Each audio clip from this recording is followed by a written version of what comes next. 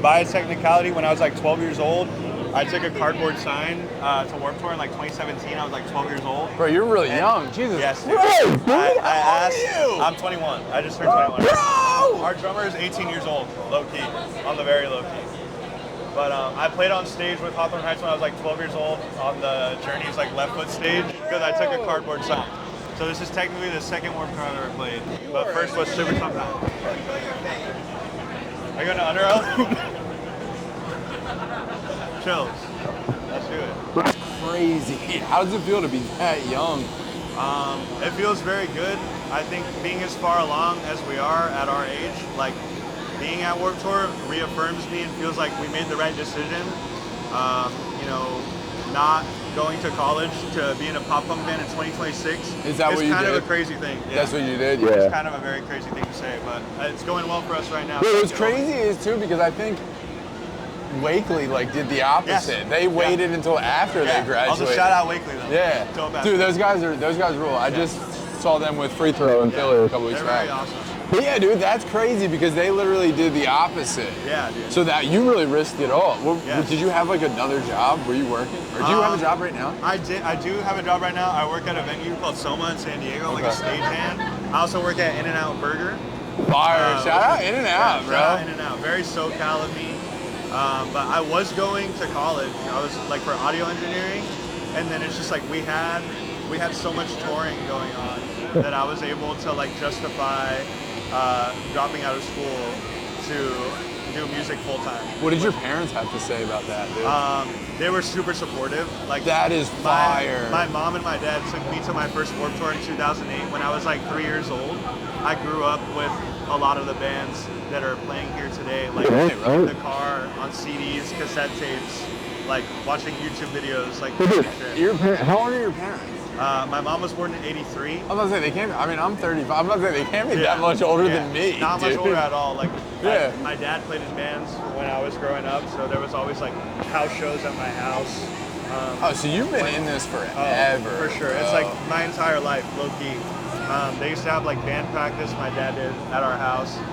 The first show I ever went to was All American Rejects when I was 3 years old. When the World Comes Down tour. So I eat, sleep, live and breathe this shit, for real. That's crazy. So like, in a weird way, does it feel like surprising that you're here? Yes and no, because it's like, this is the only thing I've ever wanted You've never to do known. my entire life. I always was confident that I would like make it happen.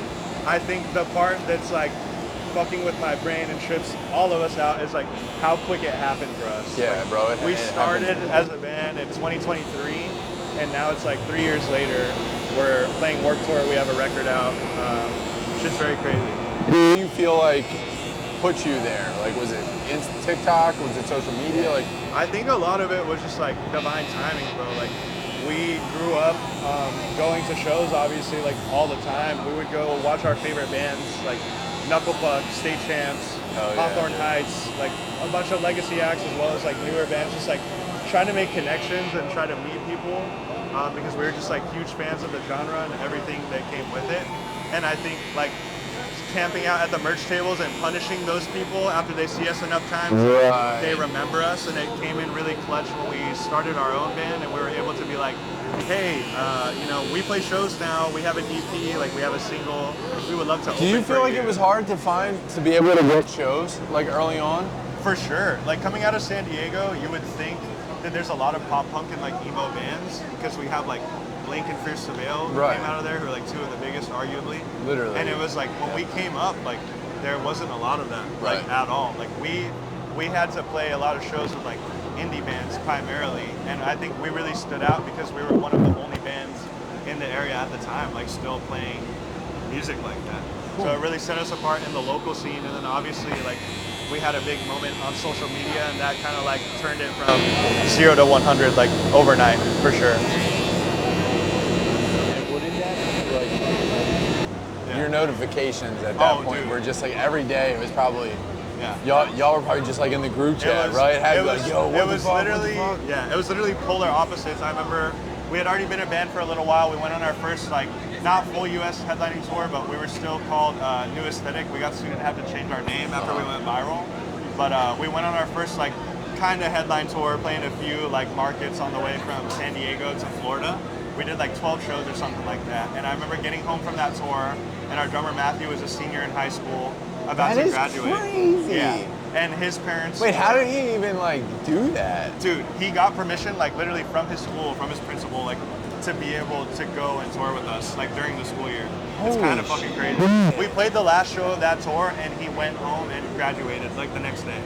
It was fucking kind of crazy. Bro, that is insane. But, what a sick life. But point being, like realizing the time was ticking, and he would have to go to college soon if we didn't make something. You guys didn't make it, yeah. Yeah, I kind of like locked in and was like, yo, we have to post videos every day until something goes viral.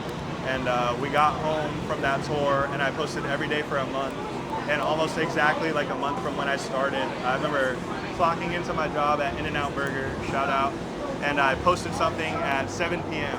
By the time I hopped into my break, my 10-minute break, we had like almost 500,000 views on this little video I posted for a music video we had for a song called Sport.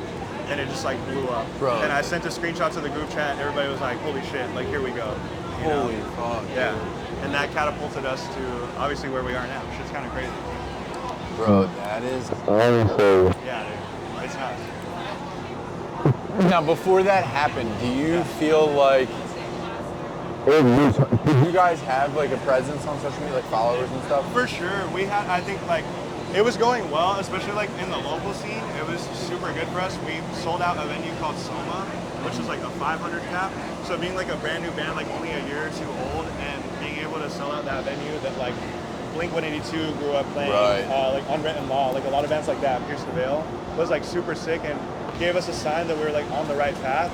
But like social media wise, I remember probably only having like 4,000 or 5,000 followers. Fascinating to see some of these promoters people think that translates into filling rooms. Yeah, it doesn't translate to ticket sales, I wouldn't say. A lot of the times, like, it really just comes down to like grinding and paying your dues and going on tours. Like, we blew up overnight. I think we got like 50,000 followers off that one video. Bro, that's fucking crazy. Which is kind of Was that on TikTok or Instagram? Both at the same time. I was posting the same videos every day on both platforms, and they were both taking off. It was kind of crazy. That's why it's like it felt very unreal because it just went again, like I said, from like like nothing to something. Like, and that's like the craziest part about this, right? Like you never know. Yeah, 100%. Something to avoid, hoping that it's gonna hit. And because of that, like we landed a record deal with Pure Noise Records, who is like the fucking record label that we've dreamed of being on since we were little kids. Yeah, absolutely. Like landing our management and our booking agent, who like collectively both work with some of our favorite bands of all time. So it was just really sick, and it worked out, and I'm very grateful to have that avenue that was able to do that for us.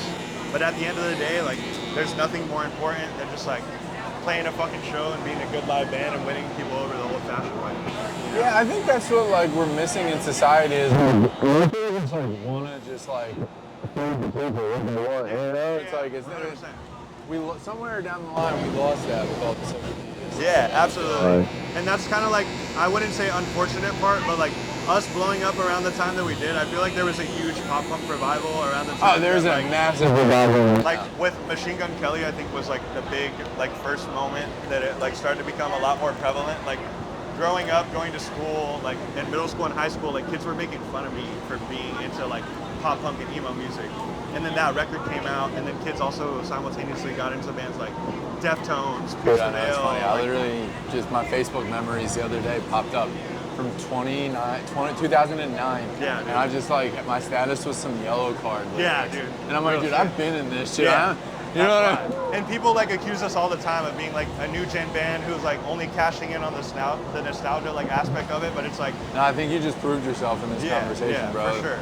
It's like we really just grew up like loving this fucking genre of music, and it's very dope, and we're very fortunate that it's coming back at the time that it is, because it's like we're getting to now become a part of the genre that we loved so much growing up, and like to be a band that's now hopefully gets considered as one of the ones like the new generation bands that's carrying on the torch. Like it's dope. Bro, I have been fortunate in the last couple months and got to meet with some pretty dope folks, and like the guys in Ben Quad, the guys in Leisure Hour, like you guys are the new generation of this shit, bro. Like, and I'll put y'all in that category. Riley, I'll put generation of this. It's fucking awesome, dude.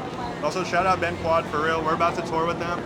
On the Arms Length tour, we linked up with them in Dallas, Texas. Bro, I'm so mad that I've been going on. I was DMing back and forth with Alan and Ben. Alan and Ben are I was DMing back and forth with both of them, and then like the day that y'all were in Philly, like everything, you know how tour is, bro. Schedules are so hectic, yeah, dude. It is, dude. Shout out TLA though. And next time we're in Philly, dude. Oh yeah, I'm pulling up for sure. Shit'll be sick. We love Philly. Go Birds. Big ups. Hell yeah. Hell yeah, dude. That's what's up. Was that Harrison Gordon too? Harrison Gordon and Callous Cowboys. Yeah. Two of our like after tour.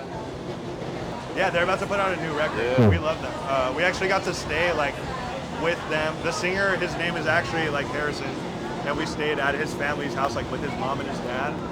We played football in the backyard. Like that's a core memory. That's sick, dude. They're just so fucking awesome. I couldn't say enough good things about that band. They're on Hopeless Records. They have a new record coming out very soon. Shout out them. Dude, that's so sick.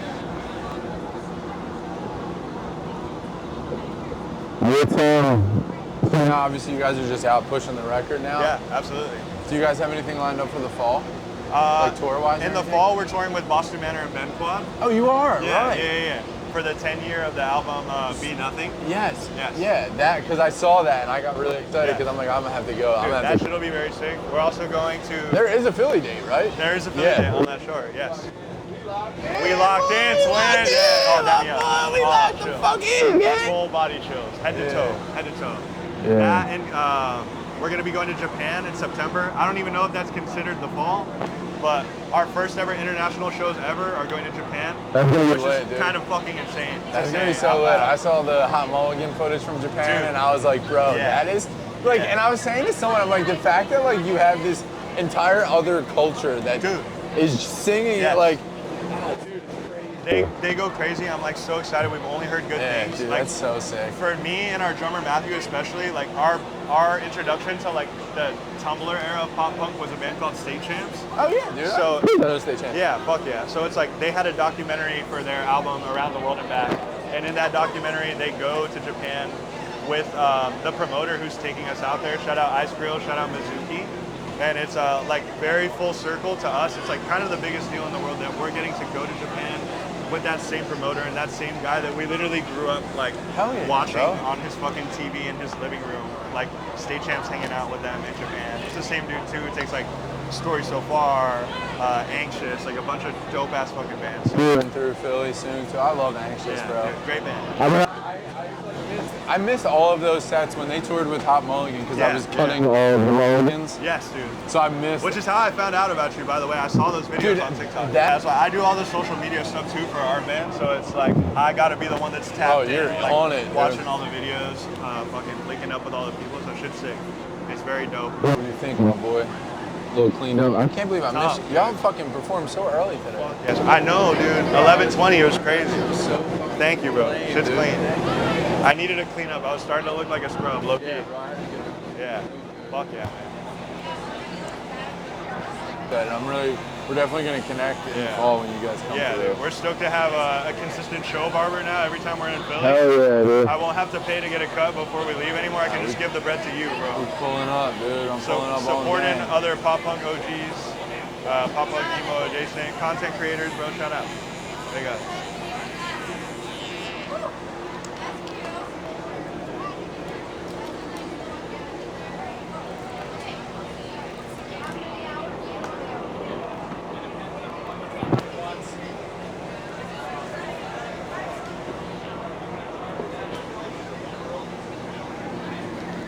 My boy. The big reveal. Appreciate you. Absolutely, bro. You too. Dude, seriously. Keep going, man. You guys are killing it. Brand new album. Show the world what's underneath. Check it out. It's fire. Oh yeah, dude. Tap in. Thank you. My boy, thank you, bro. Appreciate you.